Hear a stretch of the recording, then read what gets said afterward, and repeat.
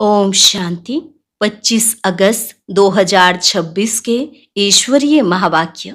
पहले सुनते हैं मुरली के मुख्य पॉइंट्स। बाबा ने कहा, तुम्हारा है रूहानी सत्संग। यह कोई मनुष्यों का सत्संग नहीं है। यहाँ सुप्रीम रूह, तुम रूहों के साथ रूह रिहान अर्थात सत्संग करते हैं। स्वयं रूहानी बाप तुम रूहों को सम्मुख पढ़ाने आए हैं। अभी तुम रूह अभिमानी बनते हो। फिर बाबा ने कहा, तुम सिर्फ बाप और वर्षे को याद करो। इसमें तुम्हारी 21 जन्मों की कमाई भी है और तंदुरुस्ती भी। तुम्हें औरों को भी समझाने का पुरुषार्थ करना चाहिए। प्रैक्टिस कर अपने को सर्विस के लायक बनाना है। घड़ी घड़ी सृष्टि चक्र के सामने जाकर बैठो तो बुद्धि में सारा ज्ञान आ जाएगा। लास्ट में बाबा ने कहा, जो बच्चे मन से समझते हैं कि सब कुछ ईश्वर का है, मैं ट्रस्टी हूं और श्रीमत पर चलकर ही सभी खर्चे आदि करते हैं, तो वह भी शिव बाबा के भंडारे से ही खाते हैं। शिव बाबा के भंडारे से खाएंगे तो हृदय शुद्ध हो जाएगा। जिस भंडारे से खाया वह भंडारा भरपूर, काल कंटक दूर। और अब सुनते हैं महावाक्यों को विस्तार से। मुरली का सार। मीठे बच्चे, बाप और वर्षे को याद करने में तुम्हारी कमाई भी है तो तंदुरुस्ती भी है। तुम अमर बन जाते हो। प्रश्न, हृदय को शुद्ध बनाने की सहज युक्ति कौन सी है? उत्तर, कहाँ भी रहो ट्रस्टी होकर रहो। हमेशा समझो हम शिव बाबा के भंडारे से खाते हैं। शिव बाबा के भंडारे का भोजन खाने वालों का हृदय शुद्ध होता जाता है। प्रवृत्ति में रहते अगर श्रीमत प्रमाण डायरेक्शन पर ट्रस्टी बनकर रहते तो वह भी शिव बाबा का भंडारा है। मन से सरेंडर हैं। ओम शांति। जन्म जन्मांतर आधा कल्प बच्चों ने सत्संग किए हैं। साधु संत पंडित आदि सब मनुष्यों का सत्संग होता है। यह कोई भी मनुष्य का सत्संग नहीं। इसको कहा जाता है रूहानी सत्संग। सुप्रीम रूह रूहों के साथ रूह रिहान अर्थात सत्संग करते हैं। यहाँ तुम कोई मनुष्य से नहीं सुनते हो, न देवताओं से सुनते हो, तुम सुनते हो भगवान से। भगवान को हमेशा निराकार कहा जाता है और भगवान आते ही तब हैं जब बच्चों को भगवान भगवती बनाने के लिए पढ़ाना है। भगवान और भगवती का पद सिवाय भगवान के कोई दे न सके। तुम बच्चे जानते हो कल्प कल्प संगम युग होता है तो निराकार भगवान आकर हमको ज्ञान देते हैं। यह भी सिर्फ तुम ही समझते हो, दूसरा कोई मुश्किल समझ सके। शिव बाबा आते हैं जरूर, परंतु उनके बदले श्री कृष्ण को गीता का भगवान कह दिया है तो जरूर सबकी बुद्धि में मनुष्य तन ही आता होगा। तुम ही दैवी गुण वाले थे और अब आसुरी गुण वाले बने हो, फिर अब दैवी गुण वाले बनते हो। दैवी गुण वालों को ईश्वरीय संप्रदाय, आसुरी गुण वालों को आसुरी संप्रदाय कहा जाता है। अब निराकार बाप निराकार संप्रदाय अर्थात आत्माओं को पढ़ाते हैं, इसलिए कहा जाता है ईश्वरीय संप्रदाय अथवा रूहानी संप्रदाय, जिन्हें रूहानी बाप आकर पढ़ाते हैं। अभी तुम रूह अभिमानी बनते हो। हम आत्मा हैं, बाप हमको पढ़ाते हैं, कहते हैं मुझे याद करो तो तुम्हारे विकर्म विनाश होंगे। रूहों को ही पढ़ाते हैं, वही नॉलेजफुल है। और ऋषि मुनि आदि तो सब नेति नेति कहते गए, अर्थात हम रूह को नहीं जानते। जब तक वह ज्ञान सागर सम्मुख न आए तो ज्ञान कैसे समझाए। यह अच्छी रीति समझने की बातें हैं। हमको कोई मनुष्य नहीं पढ़ाते हैं, हमको बाप पढ़ाते हैं। वह है बेहद का बाप निराकार। यह भी बच्चों को समझाया है, साकार और निराकार दो बाप हरेक को होते हैं, एक रूहानी और दूसरा जिस्मानी। रूहानी बाप ही आकर रूहों को पावन बनाते हैं।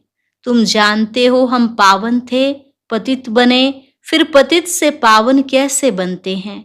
चित्र भी सामने है।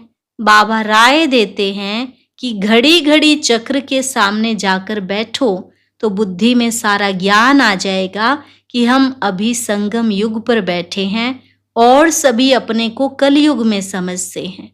कलयुग को घोर अंधियारा कहा जाता है। अभी तुम हो संगम पर, अभी तुमको रोशनी है। सतयुग में फिर तुमको यह ज्ञान नहीं मिलता है। बाप जब आते हैं तभी घोर सोजरा होता है। यह संगम युग है ही कल्याणकारी युग। इन जैसा युग कोई होता ही नहीं। जबकि बाप आते हैं, सतयुग को कल्याणकारी नहीं कहेंगे, वहां किसका कल्याण नहीं होता है। कल्याण संगम पर ही होता है। सतयुग में तो है ही कल्याण, संगम पर कलयुग को सतयुग कल्याणकारी बनाते हैं। तो अब तुम्हारा देखो कितना कल्याण होता है।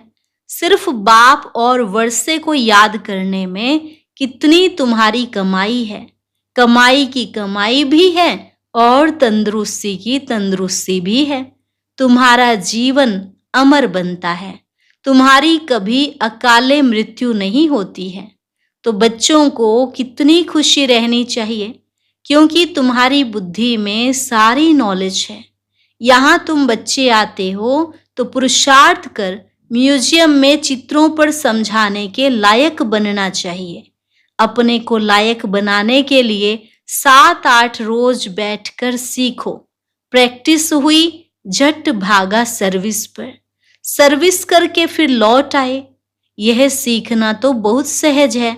चित्र को सामने देखने से ही बुद्धि में आ जाता है कि हम संगम पर बैठे हैं। आज की दुनिया में बहुत मनुष्य हैं, कल बहुत थोड़े होंगे। इतने यह सब वापस जाने हैं। अभी बाप स्वयं आए हैं। बच्चों की कितनी इज्जत रखते हैं। दूर देश का रहने वाला आया देश पर आए। रावण का देश पराया देश है ना। राम के देश में तो कभी रावण आ न सके। अभी तुम बच्चों की परवरिश तो बाप के हाथ में है। बस तुम ही से खाऊं, अर्थात तुम्हारे ही भंडारे से खाऊं। तुम्हारी सारी परवरिश यहाँ ही होती है। जो सरेंडर हो जाते हैं उनकी परवरिश तो होती ही है, लेकिन जो मन से भी समझते हैं कि यह सब कुछ ईश्वर का, बाप का है, मैं ट्रस्टी हूं, हम श्रीमत पर ही चलकर खर्चा आदि करते हैं, ऐसे जो समझते हैं वह भी शिव बाबा के भंडारे से खाते हैं। शिव बाबा के भंडारे से खाने से हृदय शुद्ध होता है। ऐसे नहीं कि वह शिव बाबा के भंडारे से नहीं खाते हैं।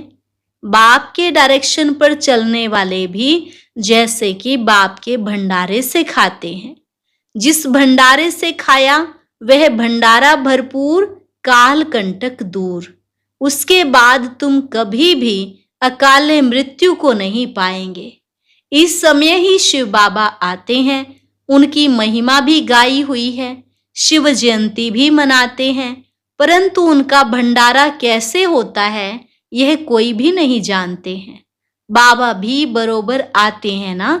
बच्चे जो भी आते हैं उनको शिव बाबा के भंडारे से खाना मिलता है। अच्छा मेल सरेंडर होता है तो ठीक है, अगर वह सरेंडर नहीं होता है तो माताएं क्या करें, क्योंकि कमाई है पति की, वह तो सरेंडर होता नहीं। वह तो जब आमदनी करे तब स्त्री खाए। हाँ जोड़ा सरेंडर है तो फिर शिव बाबा के भंडारे से परवरिश हो सकती है। यह बाप बच्चों को अच्छी रीति समझाते हैं। बुद्धि में रखना है हम बाप के पास बैठे हैं जब तक कर्मातीत अवस्था हो जाए। दिन प्रतिदिन हम अपने स्वराज्य के नजदीक आते जाते हैं। समय बीतता जाता है, तुम नजदीक आते जाते हो। सतयुग के पहले वर्ष में अब कितने वर्ष कहेंगे, अब कितना नजदीक आ गए हैं।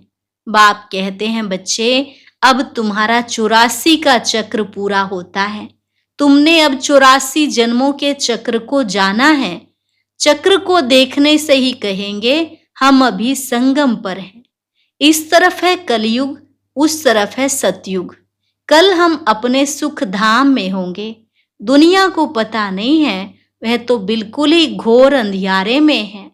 तुम बच्चों को बहुत खुशी होनी चाहिए। बेहद के बाप से हम 21 जन्म की कमाई करते हैं, सदा सुख का वर्षा पा रहे हैं, यह खुशी रहती है। स्वर्गवासी बनना यह तुम्हारी ही तकदीर में है।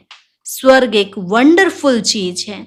जैसे 7 वंडर्स दिखाते हैं ना, यह तो सबसे बड़ा वंडर है। चित्र भी है वंडरफुल स्वर्ग के। यह लक्ष्मी नारायण स्वर्ग के मालिक थे। इसलिए बाबा ने लिखा था, ऊपर में सूर्यवंशी का लिखो, उसके नीचे चंद्रवंशी का लिखो, तो आधा कल्प पूरा हो जाएगा। सूर्यवंशी चंद्रवंशी 1250 वर्ष, तो फिर लाखों वर्ष की तो बात ही उड़ जाए। वहां बाहुबल में कितना खर्चा होता है, यहाँ शुरू से लेकर अंत तक कुछ भी खर्चा नहीं होता है। यह तो बाप और बच्चों का हिसाब है, खर्चे की बात ही नहीं। यहाँ बच्चे आकर रिफ्रेश हों, इसलिए मकान आदि बनाते हैं। बच्चों का ही पैसा है, सो भी कितने दिन तो पास हो गए, बाकी थोड़े दिन हैं, खर्चा कुछ भी नहीं। तुम जीवन मुक्ति पाते हो बिगर कौड़ी खर्च। इसमें सिर्फ मेहनत की बात है। भगवान को तो सब भक्त याद करते हैं, परंतु यह नहीं जानते कि भगवान कौन है। भगवान को न जानने के कारण बहुतों को भगवान मान लेते हैं। अब तुम बच्चों को सच्चे बाप का परिचय देना है। तुम बच्चों को अथाह खुशी रहनी चाहिए कि बेहद का बाबा हमको पढ़ाते हैं स्वर्ग का मालिक बनाने के लिए। बाबा आकर स्वर्ग की स्थापना और नरक का विनाश कराते हैं। इसलिए महाभारत लड़ाई भी साथ में है। हर 5000 वर्ष बाद यह चक्र फिरता है। बाप भी कल्प के संगम युगे आते हैं। गीता में उन्होंने फिर युगे युगे लिख दिया है, सो भी 5 युग हैं, 5 बार आए। फिर 24 अवतार फलाना अवतार क्यों लिख दिया है? मनुष्य कितने यज्ञ तप तीर्थ आदि करते हैं, समझते हैं यह सब रास्ते भगवान से मिलने के हैं, परंतु भगवान के पास तो कोई भी जा नहीं सकते हैं। आधा कल्प कितना माथा मारा है, जन्म जन्मांतर फेरे लगाए, यह किया, फिर भी बाप नहीं मिला। अभी बाप तुम बच्चों के कितना नजदीक है, तुमसे बात कर रहे हैं, तुमको समझा रहे हैं। तुम समझते हो कल्प कल्प हूबहू हम ऐसे मिलते हैं। जो कुछ बीता कल्प कल्प होगा, वही दादा जौहरी होगा, फिर उसमें ही बाबा प्रवेश करेंगे, फिर वही बच्चे आकर बाप के बनेंगे और फिर से स्वर्ग का वर्षा लेंगे। यह बाप का तुम बच्चों के साथ अनादि अविनाशी पाठ कल्प कल्प ऐसे ही रिपीट होता रहता है। अच्छा, मीठे मीठे सिकिलधे बच्चों प्रति मात पिता बाप दादा का याद प्यार और गुड मॉर्निंग। रूहानी बाप की रूहानी बच्चों को नमस्ते। रूहानी बच्चों की रूहानी बाप दादा को नमस्ते नमस्ते, गुड मॉर्निंग, शुक्रिया बाबा, शुक्रिया। धारणा के लिए मुख्य सार, पहले पॉइंट, यह कल्याणकारी संगम युग है। इसमें हर बात में कल्याण है, कमाई ही कमाई है। बाप और वर्षे को याद कर 21 जन्म के लिए जीवन को अमर बनाना है। प्रवृत्ति में रहते मन बुद्धि से सरेंडर होना है। श्रीमत पर खर्चा करना है, पूरा ट्रस्टी होकर रहना है। वरदान, सहयोग की शक्ति से असहयोगियों को सहयोगी बनाने वाले बाप समान परोपकारी भव। सहयोग की शक्ति से असहयोगियों को सहयोगी बनाने वाले बाप समान परोपकारी भव। सहयोगियों के साथ सहयोगी बनना यह कोई महावीरता नहीं है, लेकिन जैसे बाप अपकारियों पर उपकार करते हैं, ऐसे आप बच्चे भी बाप समान बनो। कोई कितना भी असहयोगी बने, आप अपने सहयोग की शक्ति से असहयोगी को सहयोगी बना दो। ऐसे नहीं सोचो कि इस कारण से यह आगे नहीं बढ़ता है। कमजोर को कमजोर समझकर छोड़ ना दो, लेकिन उसे बल देकर बलवान बनाओ। इस बात पर अटेंशन दो तो सर्विस के प्लान्स रूपी जेवरों पर हीरे चमक जाएंगे, अर्थात सहज प्रत्यक्षता हो जाएगी। स्लोगन: क्रोध का कारण है स्वार्थ व ईर्ष्या, यही चिड़चिड़ेपन की जड़ है, पहले इसे ही समाप्त करो। क्रोध का कारण है स्वार्थ व ईर्ष्या, यही चिड़चिड़ेपन की जड़ है, पहले इसे ही समाप्त करो। अव्यक्त इशारे: अपवित्रता के बीज को भी समाप्त कर संपूर्ण स्वच्छ पवित्र बनो। पवित्रता फाउंडेशन है और फाउंडेशन का ब्रह्मचर्य व्रत धारण करना ये कॉमन बात है। लेकिन अभी आगे बढ़े हो तो बचपन की स्टेज नहीं है, अभी तो वानप्रस्थ स्थिति में जाना है। मैं ब्रह्मचारी तो रहता हूं, पवित्रता तो है ही, सिर्फ इसमें खुश नहीं हो जाओ। मूल फाउंडेशन: अपने संकल्प को शुद्ध बनाओ, ज्ञान स्वरूप बनाओ, शक्ति स्वरूप बनाओ। और आज दादी प्रकाश मणि जी का स्मृति दिवस भी है, तो संपूर्णता को प्राप्त करने के लिए दादी प्रकाश मणि जी का गुप्त पुरुषार्थ 19वें पुण्य स्मृति दिवस निमित्त विशेष धारणाएं। पहली, दादी जी ने सब जवाबदारियां संभालते हुए लक्ष्य रखा कि मुझे सर्वगुण संपन्न, सर्व कलाओं में संपन्न, निर्विकारिता में भी संपन्न बन संपूर्णता की मंजिल को प्राप्त करना ही है। दूसरी, दादी जी ने मन वचन कर्म से डबल अहिंसक बन सबको सुख दिया और सुख लिया। मनसा से भी किसी आत्मा को न दुख दिया और न दुख लिया। तीसरी, दादी जी सदा एक बाप की ही आकर्षण में रही, उन्हें किसी भी पुरानी वस्तु, व्यक्ति व तत्वों ने अपनी तरफ आकर्षित नहीं किया। सदा एक बाप की याद में रहे अपनी सूक्ष्म वृत्तियों को भी एकाग्र किया। चौथी, सदा साक्षीपन की स्टेज में रहे सदा साथी के साथ का अनुभव किया। उनकी दृष्टि वृत्ति में रूहानियत और अलौकिकता थी। उनके संस्कारों में इतनी रॉयल्टी थी जो उनकी आंख किसी में भी नहीं डूबी। पांचवी विशेषता, उन्होंने किसी का अवगुण चित्त पर नहीं रखा, किसी के अवगुण नोट नहीं किए। सदा पर चिंतन, पर दर्शन और परमत से मुक्त रहे, स्वचिंतन में रही। छठी, दादी जी ब्रह्मा बाप के समान सदा निर्माण रही, निराकारी और निरहंकारी स्थिति में रहने का अभ्यास किया। सदा स्वयं को सेवाधारी समझा, कभी अपनी महिमा स्वीकार नहीं की। किसी ने निंदा की तो घबराई नहीं और महिमा में खुश नहीं हुई। हर बात में अपनी स्थिति समान रखी। सातवीं, बाप दादा से मिली हुई दिव्य बुद्धि की सौगात को संभाल कर रखा। सदा समर्थ संकल्प किए, हर कर्म श्रीमत प्रमाण हो, उसमें जरा भी मन मत व परमत मिक्स ना हो। दिव्य बुद्धि के आधार पर हर संकल्प, बोल और कर्म हो, यही लक्ष्य रख संपूर्णता को प्राप्त किया। सदा एक बल, एक भरोसा, एक से ही सर्व संबंध, किसी तरफ भी झुकाव लगाव नहीं। सदैव भाई भाई की वृत्ति से सबको देखा और रहम दिल के गुण को धारण कर कमजोर आत्माओं में बल भरा, अपकारियों पर भी उपकार किया। नौवीं, हर छोटी बड़ी परिस्थिति को नथिंग न्यू की स्मृति से पार किया। कोई भी दृश्य को देख क्यों क्या के प्रश्नों में उलझने के बजाय सदा साक्षी भाव को धारण कर सदा हर्षित रही। 10वीं, उनके हर बोल में रॉयल्टी दिखाई देती थी। कोई भी बोल साधारण नहीं बोला, उनके मुख से वही बोल निकले जो होने वाले हैं।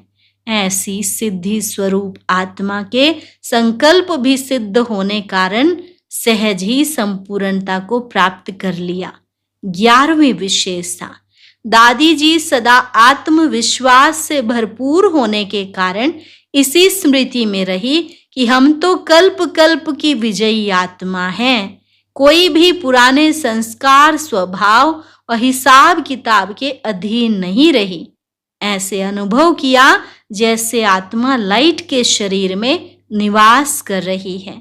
12वीं, दादी जी की बुद्धि स्वच्छ साफ आईने की तरह थी। वे निरंतर तपस्वी मूर्त होकर रही। सदा यही स्मृति रही कि इस तपस्या से ही विश्व का कल्याण होगा, सुखमय संसार आएगा।